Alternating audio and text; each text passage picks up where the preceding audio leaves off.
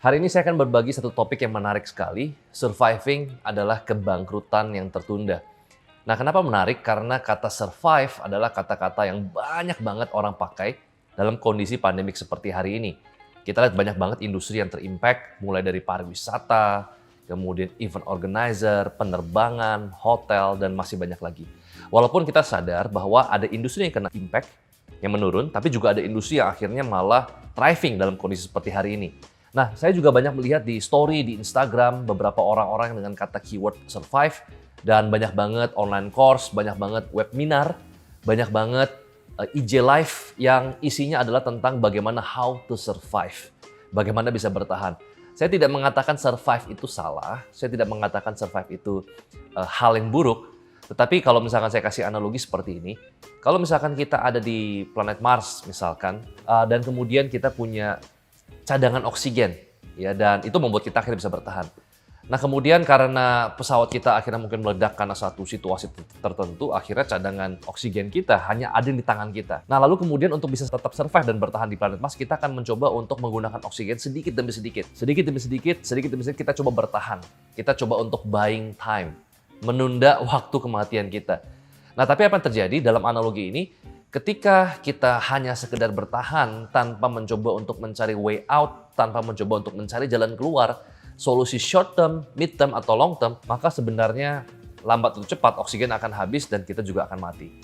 Nah, disinilah analogi kenapa buat saya surviving adalah kebangkrutan yang tertunda. Nah, untuk itu di sini saya bawa buku terbaru yang saya tulis, yaitu The Fifth Season, yang saya tulis dengan teman saya atau sahabat saya, Bro Dani Sutradewa. Nah, saya akan mengambil salah satu bagian yang saya akan sharingkan di dalam buku ini mengenai pentingnya menyerang. Ya, jadi ternyata bertahan aja nggak cukup. Ya, kita perlu menyerang. Nah, kenapa saya katakan menyerang? Dari mana modalnya? Ya, bagaimana kalau misalkan kita udah keburu nggak punya modal, dan apakah menyerang dalam keadaan seperti ini bukan membuat keadaan bertambah lebih parah? Bayangkan market itu seperti sebuah slice pizza, di mana ada pizza yang begitu besar, market yang begitu besar, namun pizza ini dibagi dengan 10 slice atau 10 competitors. Jadi misalkan contoh, kalau teman-teman punya bisnis pariwisata, atau teman-teman punya bisnis properti, atau teman-teman punya bisnis otomotif, tentu kan ada saingan ya dari brand-brand lain. Jadi pizza atau market share yang begitu besar dibagi menjadi beberapa slice dan misalnya dibagi dengan 10 slice. Akhirnya kita mendapatkan hanya satu potong slice yang kecil karena dibagi dengan banyak orang. Nah, dalam kondisi seperti hari ini, hal yang paling mainstream yang dilakukan oleh brand-brand lain, kompetitor-kompetitor lain adalah survive. Artinya mereka akan cut cost budget promosi mereka akan cut cost budget campaign mereka, budget endorsement mereka akan cut cost operational cost mereka.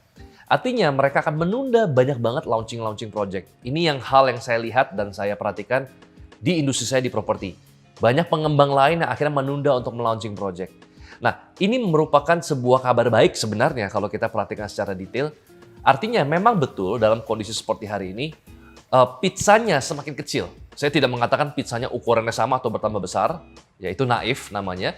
Pizzanya memang semakin kecil, tetapi di saat yang bersamaan ketika pizzanya semakin kecil, walaupun pizzanya kecil tapi hanya dibagi menjadi bukan lagi 10 slice, tetapi mungkin hanya dibagi 2 slice, 3 slice, atau mungkin maksimum 5 slice. Artinya adalah kompetitor makin kecil. Jadi pizzanya atau market share semakin kecil, tetapi kompetitor juga semakin kecil. Jadi sebenarnya slice pizza yang kita dapatkan actually sebenarnya sama. Kenapa? Karena pada saat kita menyerang dan orang-orang lain memilih untuk bertahan, ini adalah opportunity yang paling baik.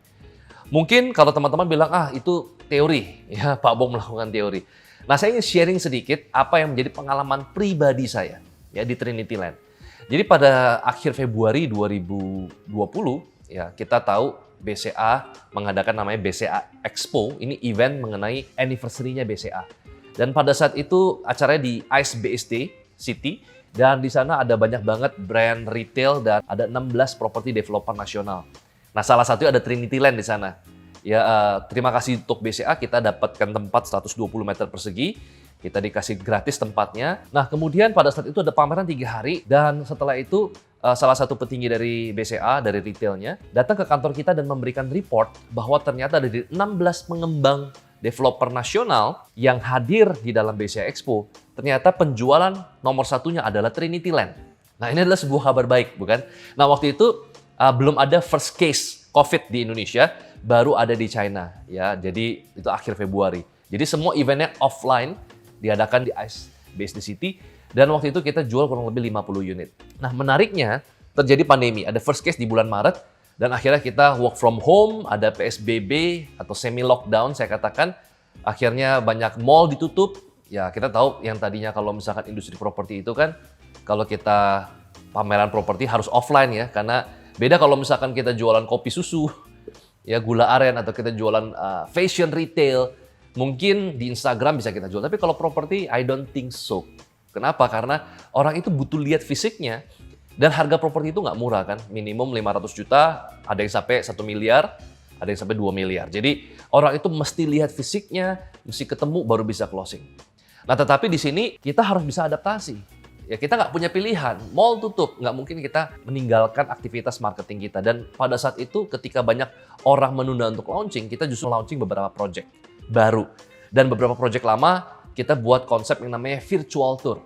Ya, jadi orang-orang kita buat gathering ya di Zoom secara virtual, kemudian kita ajak virtual tour, artinya adalah mereka ini bisa masuk, ya bisa melihat kondisi ruangan, apartemen, unitnya. Mau ke kamar, mereka tinggal klik, mereka bisa ke kamar. Mau ke kamar mandi, mereka tinggal klik, bisa ke kamar mandi. Ya. Mau lipat ranjangnya, mereka tinggal klik, bisa lipat ranjangnya. Jadi kita pakai teknologi. Ya, dan total kita sudah mengadakan event online di Zoom hampir kurang lebih 900 sampai 1.000 orang. Menariknya, di bulan Juni kita jual 44 unit. Nah, memang kalau kita perhatikan menurun ya 6 unit dibanding dengan bulan Februari. Yang dimana kita jual di BC Expo 50 unit. Tetapi saya cukup happy, kenapa? Karena budget yang kita keluarkan itu nggak sampai 5% daripada budget marketing di bulan Februari. Karena semuanya kita lakukan secara online. Jadi ternyata untuk produk-produk yang memang nilainya sangat tinggi atau premium, 500 juta sampai 2 miliar, masih bisa kita jual lewat online. Nah, disinilah kenapa saya selalu menyarankan untuk kita sekali-sekali kita boleh menyerang. Kita boleh keluar untuk menyerang, bukan hanya sekedar bertahan.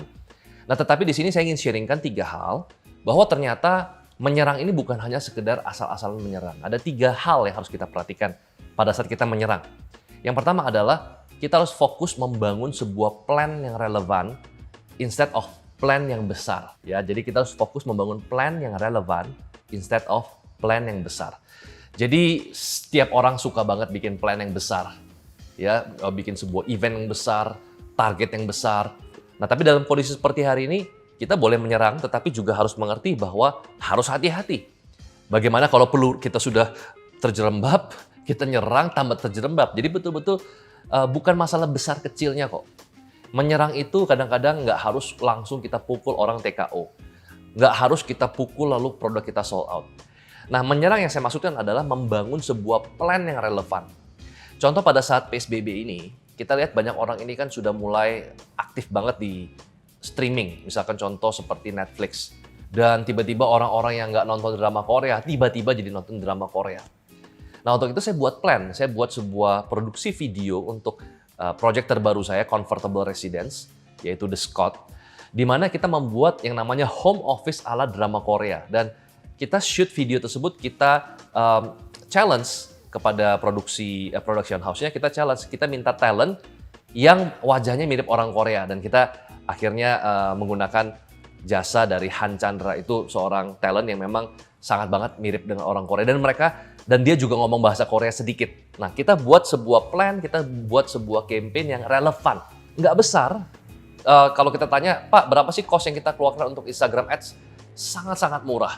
Ya, untuk reach mungkin sekitar 300.000 orang, itu nggak sampai mungkin biaya 3 juta rupiah. Jadi sangat-sangat murah, tetapi harus relevan. Jadi sekali lagi, menyerang dalam kondisi sekarang, bukan menyerang habis-habisan, bukan all out attack, tetapi menyerang dengan perencanaan yang relevan, bukan besar. Yang kedua, test everything. Ya, artinya ada gini, kalau kita menyerang segala sesuatu, kenapa harus kecil? Kenapa nggak harus langsung besar? Karena kalau kita kecil, kita tes, gagal nggak masalah. Tes dan coba segala hal yang belum pernah Anda coba, ambil risiko. Saya akan kasih contoh beberapa hal yang saya tes. Ya, contoh misalkan, saya pernah buat sebuah video dan ternyata view-nya hanya 2.000 views. Lalu saya delete lagi videonya, lalu saya ganti sedikit videonya. Nah, video yang 2.000 views, itu ternyata ada bumpernya. Bumper itu kalau di video mulai, itu ada kayak judulnya, ada bumper itu selama 2-3 detik. Nah, saya iseng saya hapus bumpernya. Jadi 2-3 detik saya hapus dan ternyata begitu saya upload dalam waktu 1-2 jam itu 6.000 views. Naik 3 kali lipat. Ternyata ada beberapa orang yang memang dia nggak mau, dia begitu lihat ada bumper 2-3 detik dia udah keburu scroll. Ya di Instagram dia sudah keburu scroll. Nah, ini yang saya sebut dengan test everything. Kemudian saya juga ngetes lagi event, misalkan hari Sabtu pagi kita ada event Zoom ya, online gathering, virtual gathering. Hari Sabtu jam 11 siang atau jam 11 pagi. Saya baru umuminnya itu hari Jumat, jam 9 malam.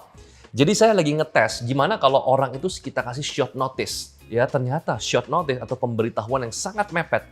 Ternyata jumlah orang yang register itu bisa naik 4-5 kali lipat. Pak kalau salah gimana? Kalau gagal gimana? Ya nggak apa-apa kan namanya juga tes. Ya, test everything. Semua dites sampai kita betul-betul tahu.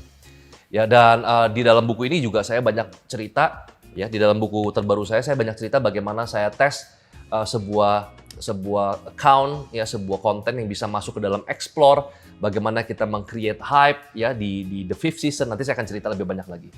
Nah, yang ketiga adalah jab. Ya, jadi kalau menarik gini, kalau kita nonton olahraga tinju antara Floyd Mayweather dengan McGregor. Nah, saya ingin cerita sedikit ya. Floyd Mayweather ini adalah juara tinju ya di kelas mungkin ringan ya. Itu 50 kali dan tidak pernah kalah sama sekali. Dan kemudian ada lagi McGregor, ini sebenarnya juara UFC. Jadi beda sports ya. UFC ini dia aturannya boleh pitting, boleh pakai kaki gitu. Nah kemudian McGregor ini dia membuat sebuah controversial move. Dia masuk ke olahraga yang berbeda, yaitu dia belajar tinju. Which means dia nggak boleh pakai kaki. Ya, dan dia nggak boleh pitting.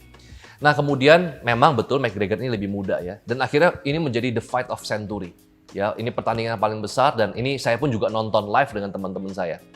Menariknya pada saat menit-menit awal atau ronde-ronde awal, McGregor mencoba untuk menyelesaikan atau finish the game secepat mungkin. Dia melakukan yang namanya power punch, uppercut, right hook, sekuat tenaga dia. Dan yang dilakukan oleh Floyd Mayweather, dia bertahan dan sekali-sekali melemparkan jab-jab kecil. Nah, jab-jab kecil ini memang pukulan yang tidak akan mampu membuat lawan itu akhirnya langsung kolaps atau TKO. Tetapi pukulan-pukulan kecil ini itu kadang bisa mengumpulkan poin dalam olahraga tinju. Ya kadang-kadang kalau seimbang atau seri gitu ya kan dihitung siapa yang paling banyak mendaratkan pukulan, itu jab ya. Atau yang kedua, pukulan-pukulan kecil atau jab ini itu kadang-kadang membuat lawan agak pusing sedikit demi sedikit. Nah, artinya adalah selain test everything, kita juga perlu melakukan yang namanya launch kecil. Ya, harus membangun momentum kecil. Jadi kalau kita punya produk, jangan pernah kehabisan ide, kehabisan cara untuk kita melaunch. Launch project-project kecil, project-project baru, atau produk-produk baru.